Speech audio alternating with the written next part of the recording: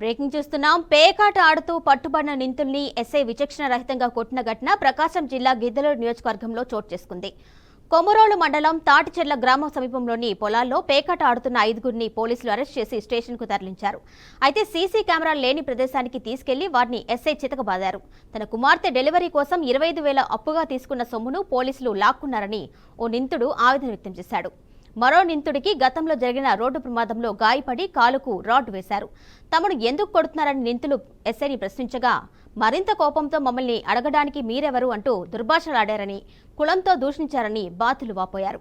Police స్టేషన్లో SI కొట్టడంతో గాయపడిన బాతులను గిద్దలూరు ప్రభుత్వ ఆసుపత్రికి తరలించారు.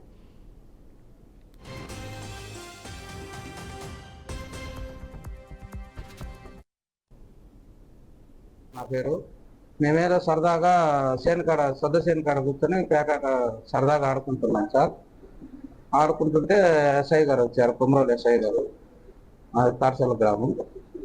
ఎస్ఐ గారు వచ్చారు, రైడింగ్ చేశారు. సర్లే మేము ఎక్కడ పరిగెత్తలేదు, కూర్చొని ఉన్నాము. మేము అమౌంట్ నా కాడ సేనకాడికి అని పాపకు వడ్డీకి తీసుకున్నాను, నాకు 25,000 అయ్యగారు తీసుకున్నాం సార్. తీసుకుని వచ్చి కుమ్రోలు తీసుకొచ్చారు సార్. స్టేషన్ తీసుకొచ్చి కోటింగ్ ఇచ్చారు సార్, అరికాల కోటింగ్ అంటే ఆడ కొట్టారు సార్.